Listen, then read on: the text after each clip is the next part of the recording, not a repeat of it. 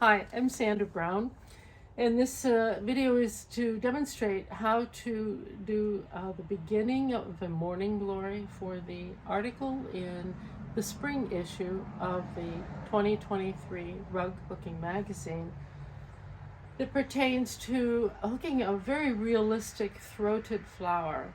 That means using a 3-cut wool, and my previous video on how to dye the wool using a combination of dip and what I call dip casserole dyeing has been posted on YouTube. And this is a final result of one of those dyeing sessions.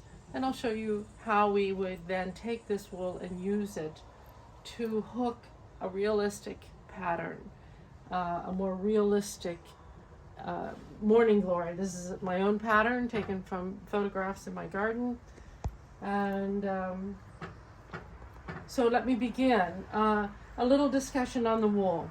So here we have a wool that has been somewhat casserole dyed in a tilted pan technique. And we've kept this part mostly in the blues and then started streaking the magenta just at this one end. And so basically along this piece, I'm going to be deciding, well, which one of these colors do I want for the next row of hooking? In this case, I'm going to start with what I call the threshold petal, the threshold part of the flower. This is what I call one of the key indicators. This is what tells you that beyond that area, this threshold, this little pouty lip, is a throat, and we have to cross over that. So this has to be an area of high contrast. That means this is going to be the dark, and this is going to be the beginning of the lighter throat.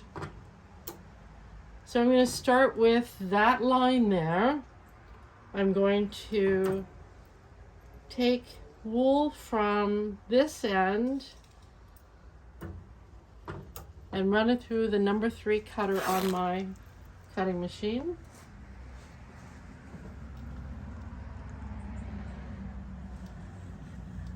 And I want to keep those strips in order. If you have double-sided tape, that will help you keep them in order. You do not want to cut the entire piece of wool and jumble up your pieces, because the advantage of using these in order is going to be obvious once we get started here. So I'm working with this front bit here. I'm going to take my first strand, my darkest end, and I'm going to start hooking along this line.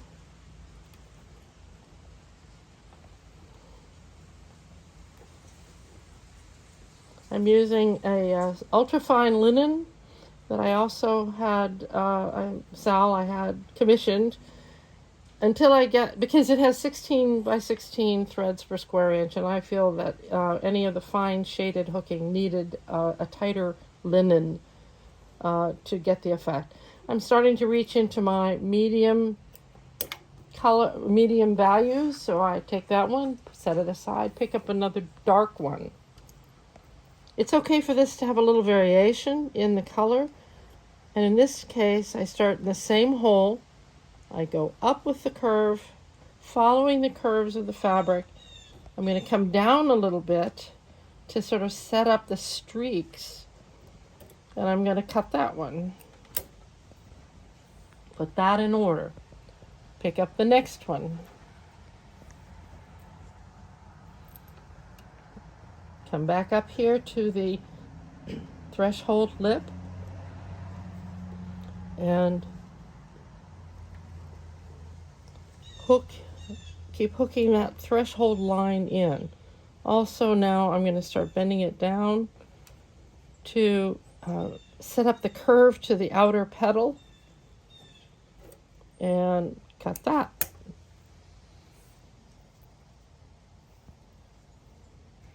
Next one. This is my final portion of my threshold. It is never a straight line. And in this case, we're trying to set up the darkest edge of this threshold lip so that we can show the contrast when you look into the tunnel. Now I might just take this one out and see how far it takes me to the edge. Very nice, that works well. In fact, a person could almost go this way and possibly back in. We're setting up a little triangle of the fold in that part of the petal, back and forth, a little V. Okay, I'm going to leave that there. I cut my tails off, because for me it seems necessary to be able to see what the finished piece looks like. Now, I need a lighter thing for this throat, and I need it to be somewhat redder. I'm going to put in some of the magenta streaks. So in this case, I'm going to go to the piece of the wool where the magenta is. Snip that. Run that through the cutter.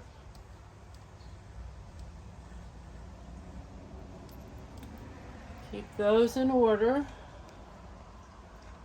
Lay them up here. Now, I could also have used a magenta or a sort of burgundy swatch to set those stars in if I really wanted to make them prominent. But the point of this dip casserole dyeing is that if you do a little extra work in the dye pot beforehand, then you have less fussy hooking when you're actually doing the piece. Okay, so I'm going to go for the other end, which is more magenta. And I'm going to start right here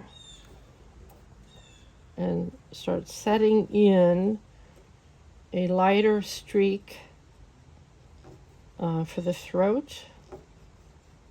Taking this out to the very tip. And you'll notice the wool is already starting to get darker. This is perfect. In other words, because we've set these colors up in the dye pot, the hooking is just almost built in. So I'll carry this out. I'm going to keep trying to go to the curve. I don't want a straight line. And I'll take this out a little further. In fact, I'm going to take this one all the way out to the end and then turn and use it for the edge. Well, okay, we didn't quite get to the edge. But you can see that the length of this was measured so that I would be able to make those color changes in one strip of wool. I'm not wasting a whole lot of wool. I'm going to turn this one over and get the brighter magenta.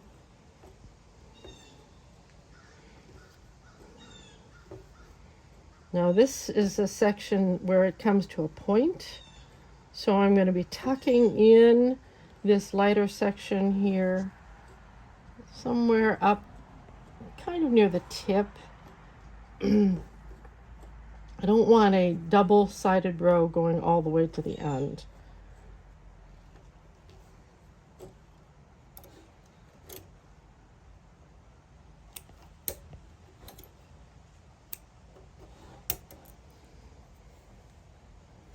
Go back to the magenta again, start on one of these other streaks.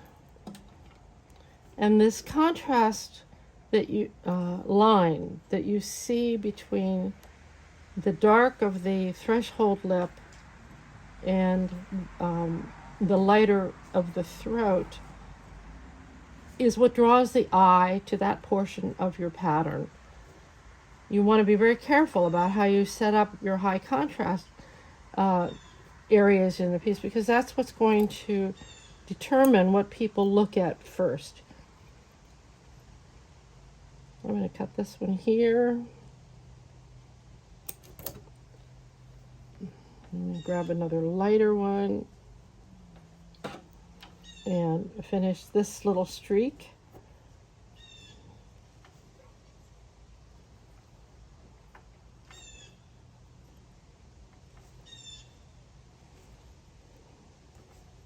And I'll come up again only part of the way to the tip so that I get a nice pointed area of star.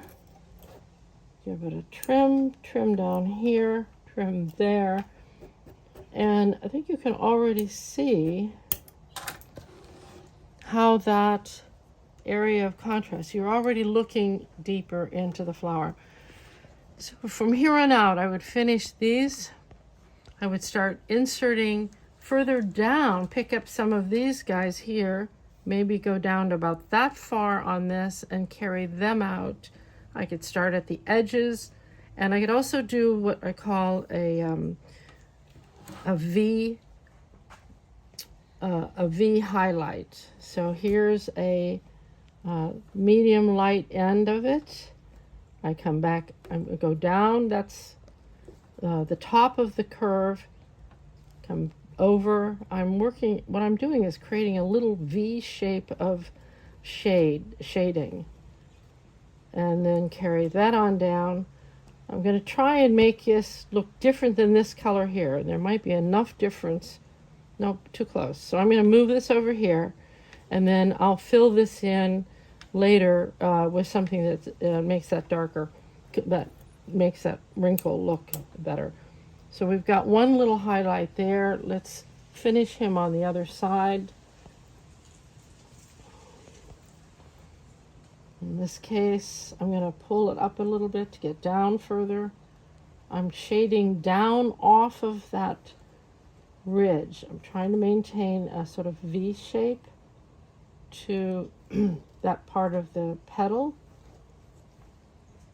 There's enough difference here so that we're seeing, and this as I carry it down will be a different value than the streak of the star that I put in earlier.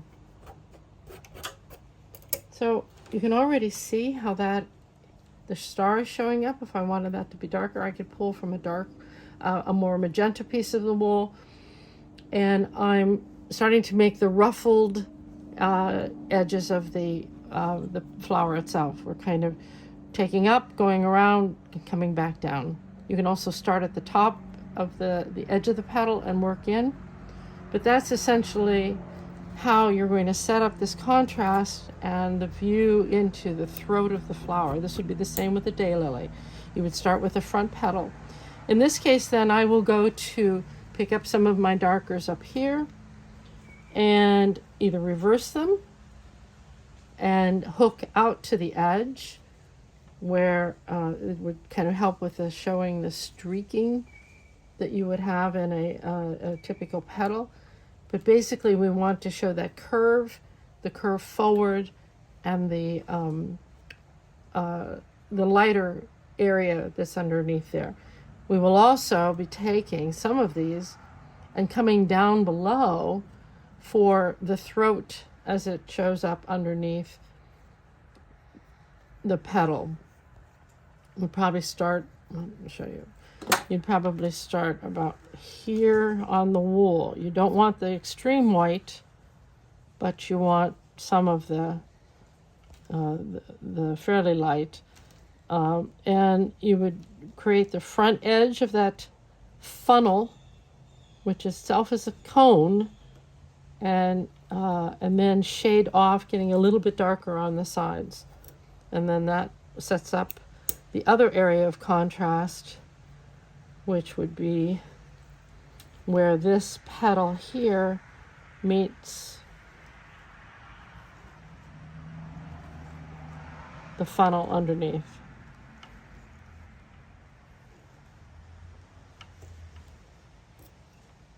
And then you'd fill this whole area here with your other areas of blue. It could be in your medium tones here, especially where it would highlight around in this section. You're always following the curve, no straight lines. Thank you.